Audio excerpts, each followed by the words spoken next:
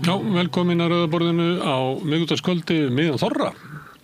Hérna í haust þá vorum við að þreifa okkur áfram með að hafa fréttatíma hérna klukkan 8, en við erum með það á salti. Það er óljóst hvort að samstöðin fái stuðning eins og aðri fjölmiðlar frá menningarráðuneytinu. Allt í óvissu það, þannig að við erum svona endur með þetta framtíðina hjá okkur. Eins og aðri fjölmiðlar þá er samstöðin byggir á svona veikum grunni og það er hætta á náttúrulega að okkur takist ekki þessi tilraun, en við höfum samt góða vonir til þess að með einhverjum hætti að haldi samstöðun áfram. En þó að sé enga fréttir hérna, þá erum við alltaf með fréttamenn. Hérna er Björn Þorláks og Sigurður Magnús. Kvöldið. Ég veit ekki hvað, þetta er kannski ekki stæðsti fréttadagurinn. Ólína Kjerúlf Þorvarðardóttir var rektor. Já, það er stórt í því. Eftir brottfall Margrétar Jónsdóttur Njarðvík. En getur þetta ekki verið erfitt starfið? Það er búið að vera íllindi innan skólans? Það fyrir eftir í hvernig hópurinn er. Stundum er hópurinn kannski vill að þetta sé kasta öllum syndum á bak við mig og þá getur, ef allir snúa betur skárri hliðinni hvora öðrum, þá gengur allt vel. En ef allir snúa verri hliðinni, þá er allt í hund og gott. Þá skiptir engu máli hver er yfir. Vekur það ekki athygli hvað þetta gerist hratt? Nei, þeir þurfa náttúrulega að finna eitthvað og Ólína er ábyggilega bara með reynslu, hún er ekkert svo langt síðan hún fór upp í Bifröst. Nei, hún er bara, hvað er 7-3 ár? Já. Hún veldur þessu alveg örugglega vel, ekki nokkuð vafi. Hún er kannski svona senior í hópnum, fullorðin inn í herbygginu, eins og sagt stundum. Það er svo stundum að valið út frá því bara hvers konar persóna fólk er. Kannski hefur hún trúnað fólks úr, er þetta þær fylkingar af hluti? Ég hef aldrei náð þessu máli almennilega. Það er eins og það er búið að vera mikil hiti í þessu. Maður veit ekkert hvað er satt og logið. Nei, þetta er eins og að hlusta á fólk sem er að skilja. Maður fær bara guðsunar. Það er ekkert víst að sé neitt hæft í því sem maður heyrir. Nei, en það sem maður vissi líka var að virði námsins og bara prógráðan að það var í frjálsu falli. Þetta var náttúrulega óþolandi ástand, þannig að eitthvað þurfti að gera, en hvort hún er leiksoppur, fórnalamb, þolandi einhverja frekra kalla sem að hún lækkaði launin hjá, af því að það komu svo margir nemendur aukalega, eða hvort stjórnunarhættir hennar hafa verið afleitir. Ég treysti mér ekki til þess að leggja mat á það. Ekki veit ég neitt það. Við erum með víða svona bara samfélagið, svona verið að kvarta yfir stjórnuninn og þess er ekki alls konar mál í gangi, ríkisendurskoðun og bara út allt. Það er að deila. Það er eitt sem er svolítið merkilegt að Hæstiréttur tók hvað heitir það? Hryðjuverkamálið fyrir. Það er málflutningur í því.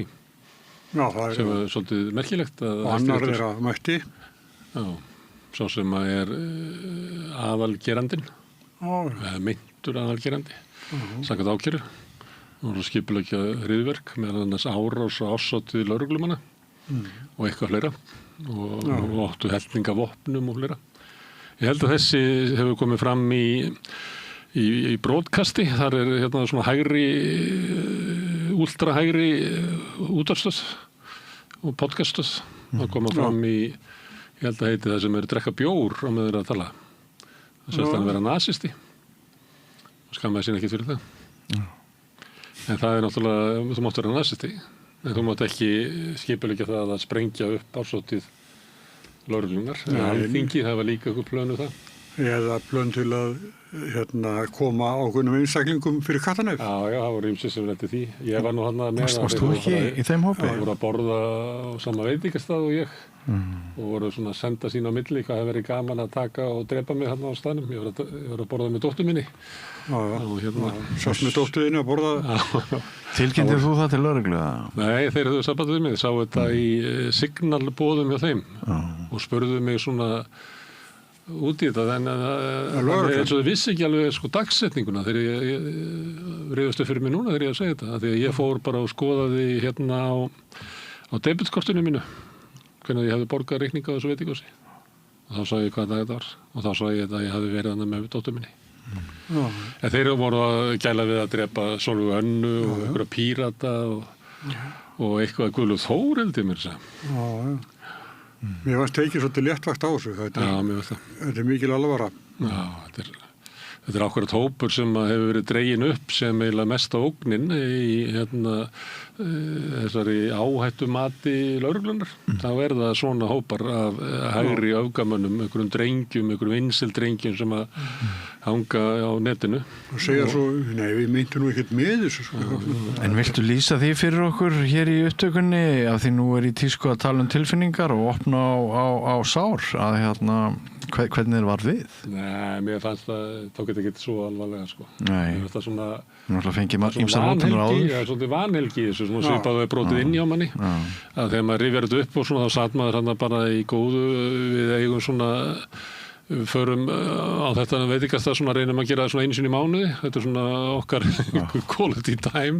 Svona ein af þeim, svo fyrir við tónleika og eigum svona ýmsar svona við hefum ýmsa fasta punkta og ég var í svolítið vandræði með hvort ég ætti að segja henni frá þessu að hvort hún myndi ekki vilja þá að fara á veitingastæðinu eitthvað svona en svo fenni bara yfir þetta sko. Hún alltaf las þetta bara hefði lesið þetta í fyrirsögnum fréttana þannig að þetta eru bara sturlaðir einstaklingar sem að gæla við sem náttúrulega við erum búin við það í samfélagi sem að fólk að sjóða undir öllum haturspottum sem mögulegt fólk sem að gengur alveg sótsvart af hatri gagnvart múslimum, gagnvart fólki sem öðru svo litin og dóttir mín öðru svo litin og við erum alltaf svolítið viðkvæm fyrir því og þetta ekki fyrsta skipti við lendum í einhverju sem að tengsla með það. Nei. Það fólk sem ég hef þurft að bara blokkera og loka frá lífi mínu sem hefur verið með viðbjóðslegt tal sem tengt því og enginn virðist og það það sem að ég stundum verið að nefna hérna að mér finnst að stjórnvöld að taka þetta alvarlega þetta fæðir af sér svona drengi sem akkúrat bara uppskriftin af þeim sem að fremja rillileg hryðjuverk ekki að segja að þeir hafa gert það nei. Þetta akkúrat þeir eru alltaf að hugsa það þetta bara pimp by numbers þá ertu bara komið með og þetta eru menn sem að lesa og maður sá það í samskiptunum þeirra hverja þeir eru að fylgjast með á samfélagsmiðlum og öðru slíku það eru menn sem að kynda undir hatrið í okkar samfélagi og þetta er raunveruleg ógn og þess vegna finnst mér alltaf svo skrítið að dómsmálaráðherra og forsætisráðherra eru svona frekar að taka undir þetta Það enginn af stjórnum sem stígur fram og talar þetta sem að þetta sé ógn í sjálfum sér. Heldur verður við einhvern veginn að hitta þetta fólk, hatursfulla fólk, einhvern veginn á miðri leið og skilja þeirra sjónamið og breyta samfélaginu okkar til þess að þeim líði betur. Og ég bara næðis ekki. Ég bara næðis ekki. Þú veist, hver hugsunin, sko? En þau eru líklega stjórnmálafólki að hugsa til þess að þarna einhver atkvæði sem að gæti komið til okkar. Þetta mjög yfirvöld verða að taka þetta föstudögum og fullir alvöru og engin afsláttur og bara þetta búið að vera svo stigmagnandi hérna í varaformaður sjálfstæðisflokksins í ræðupúlti í Alþingi að segja að við verðum að henda palestínumannum sem hafa fengið hérna hæli aftur inn í Gaza þetta er svo getið tekið þátt í uppbygginguna því að það er nú friður komin það sem hefur verið að myrða fólk og svelta fólk og það sem fólk býr í tjöldum og hefur ekki teppi í ískaldri rigningunni þau eru, sko, það bara hjálpagóknum hefur ekki hleypt inn á svæði, sko það er til teppi það er til tjöld en þeim bara ekki hleypt inn á svæði það voru líka til hús, sko, sem að voru bara sprengt og eyðilögð fólk sem hefur verið boðið upp á, sko, algjöran hrylling sem öll tilvera þeirra hefur verið, sko, bara eyðilögð en við höfum að senda það tilbaka þessi fáir sem kom hingað og við gátum hjálpað ættingjar og vini myrtir heimilin eyðilögð og undirtónnin í þessu er það að þetta sé fólk sem er frá þannig svæðum af þannig uppruna að það sé eiginlega get ekki lifað eðlilegu lífi meðal oss og við erum komið svo langt í þessu að auðvitað munum við fá ykkur svona glæpi sem eru tengdir í þessu sprett upp úr þessu það er bara svo mikið víst að þeir hafa verið bígerð sko. Já, og mér finnst það vera fleiri vera kynnt undir þetta heldur en að reyna að slakka í þessu sko. Herðu, en við ætlum að gera þetta. Við erum með alls konar efni í þættinum hérna í kvöld. Þú ætlar að tala við Eirík Bergmann, professor í stjórnmálafræði. Já, við ætlum aðeins að reyna að varpa fram mynd á það hvort trúverðuleiki ríkisstjórnarinnar hvað maður segir, frjálsu falli. Náttúrulega það eru efnahagsmálin, það vaxtastigið enn sem hangir náttúrulega mjög hátt, verðbólgan sem ekki hefur tekist að koma böndum á.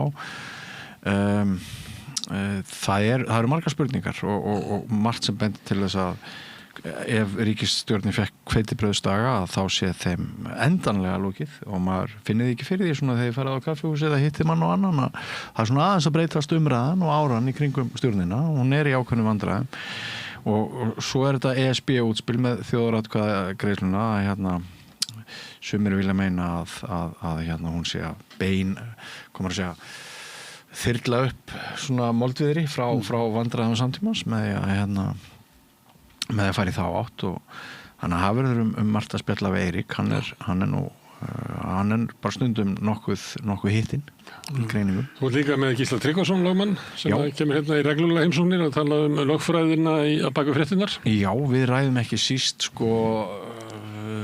þessa ákvörðun ríkisstjórnar Bandaríkjanna að setja bara rautt strik yfir það að gróðurhúsalofttegundir séu skaðlegar. Nú þeir bara ekkert skaðlegar og þeir eru konur bara eins og miðflokkurinn. Já, og þeir eru konur í stríði við umhverfisstofnun Bandaríkjanna og þeir eru konur náttúrulega í stríði við allt alþjóðasamfélagið sem að það nefnilega málið með umhverfismálin að til þess að við náum að búa börnum okkar og barnabörnum örugga framtíð þá þarf alþjóðasamninga. Við komum saman á þessum netti. Já, og mengun spyr ekki landamæri. Og það er ekki hægt að skipta honum. Nei, og mengun sem stígur upp hér í einu landi, loftmengun, hún spyr ekki landamæri. Hún leggst yfir öll ríkin í kring og allan Við getum ekki tekið hluta á búið kallað Trump-jörðina og leyft þeim bara að drepa sig. Nei. Og fyrir okkur þetta líka mikið mál að þetta áhrif á hafið í kringum okkur þar sem við sækjum aldrei verðmæti í. Þetta er stórmál. Það er verið að tala í okkar tilfellum að þurfum snöggar aðgerðir til þess að venda straumakerfi í Norður-Atlantshafinu því það er náttúrulega mesta ógnið okkur að þeir straumar falli og hérna verið allt inn í 30 stiga frost. Svo ræðum við líka barnavernd og hérna slæleg viðbrögð barnaverndaryfirvalda til eftirfylgni og við ræðum fleiri mál sem varða börn, við ræðum hvort löggjafinn alla jafna of svifa seinna að bregðast við mjög drastískum og hröðum tæknibreytingum sem hafa mjög mikil áhrif á líðan okkar, heilsu og ekki síst barnan okkar og þá er ég að tala um samfélagsmiðlabyltinguna og internetið og hvernig hegðun hérna okkar og uppeldi og allt hefur bara breyst á undraskömmum tíma löggjafinn, það er þessi kunst að löggjafinn bregðist við breyttum heimi, nýrri ógn setji lög sem verði ekki úrelt daginn eftir, sé ekki of bráður en sé jafnframt vakandi, það er svona tökum heimspekilega og siðferðislega umræðu þannig að það er ýmislegt. Það er flókið hvort að við fyrst að reyna að komast að því hver er raunverulegur vandi sem er deilt í þessu tilfelli. Alveg rétt. Þetta er allt sem er svona ferlisrannsóknir. Alveg rétt. Og við vitum ekkert hvort það séu samfélagsmiðlarnir auki þunglindi eða hvort að þunglindir noti samfélagsmiðlarna meira. Akkurat. Það kemur ekki fram í konunum. Og þetta er deilt. En samt er rosaleg krafa, ég veit ekki hvort þið horfðu á torgið í gær. Ég sá það ekki. Rosaleg krafa að bara setja bann á þetta og það voru allir búin að tala sig inn á þetta að við erum að ná ykkur tveimaldið þessu og þá er krafan á löggjafn að gera það sem hann þegar það setja þá lög í svona hvað í góðri trú þetta er svolítið flókið. Það er gaman að hlusta á þetta. Og svo líka forræðishyggja hann segir hann er með áhugaverða skoðun á forræðishyggju. Forræðishyggja er góð samkvæmt Gísla Tryggvasyni lögmanni og við höfum verið að níða skóinn af hugmyndinum bak við forræðishyggju sem aldrei fyrr og ættum aðeins að fara að endurskoða þær hugmyndir. Ég held að til dæmis í sambandi við nikótínpúðana og sambandi við samfélagsmiðlana og líka hitt og þetta ef maður horfið tilbaka að því að við erum svo gamlir að við munum það hvernig samfélagið dró úr reykingum og það var gert bara endalausar þrengingar af þeim sem voru að reykja Og ég held að það sé ekki sá máttur ekki í samfélaginu í dag til þess að bregðast við. Ef að við hefðum ekki gert þetta þarna upp úr 1970, en þá væri við líklega ekki að gera neitt. Þá myndi pakkina Camel kosta 300 kall. Og við værum með öskubakka á borðinu. Sem að mér dattir þetta hugum daginn, ég var með einhverja spjalla við ykkur tvo sem fóru fram að reykja og ég segi, hvað má reykja við Rauðaborðið? Okkur reyktu ekki bara þar. Við erum bæli því hvort er það bannað að við verðum með öskubakka hérna? Ég er yfir fundum upp að það er bannað að tala vel sígarettureykingar eða tóbaksnótkun, það er lög gegn því. Þegar ég byrjaði á DFF, þá fékk ég á borðið mitt einn penna, rafhlöður í upptökutæki mitt og öskubakka sem var sér gerði fyrir DFF með DFF logo 9 og svona var á hverju borðið sko. Það reykti mikið þannig að kveikti mér alltaf í þegar maður byrjaði að skrifa fréttina svo brann þetta, ég held að ég hafi kveikt í fleiri sígarettum en ég reykt. Ég var með mína í kjaftinum og svo þurfti maður reglulega að blása á lyklaborðinu þegar það má ekki tala, við erum alltaf íllum þetta það er miðvikudagur og þá er ég alltaf með Trump-tíman, það koma tími núna Guðmundur Halldórsson, prófessor í sagnfræði og Brynja Elísabet Halldórsdóttir sem vinnur á menntavísindasviðinu en hefur búið í Minnesota og sonur hennar býr þar ennþá og Bryndís Ísfold Hlöðversdóttir sem hefur búið í New York og tekið þátt í kosningabaráttu demókrata þar. Við ætlum að tala svona Trump, svona undanfarna 2 Trump-tímar hafa verið það að staða hans svolítið að verða veikari. Er það ekki bara óskikja? Ég veit það ekki. Mér varst við tölum svolítið reyndar það í þættinum íslenska menningu, tölum við hálfleikssjóið í Super Bowl, ofurskálinni, þar sem Bad Bunny var með og Trumpi fannst þetta vera ömurlegt.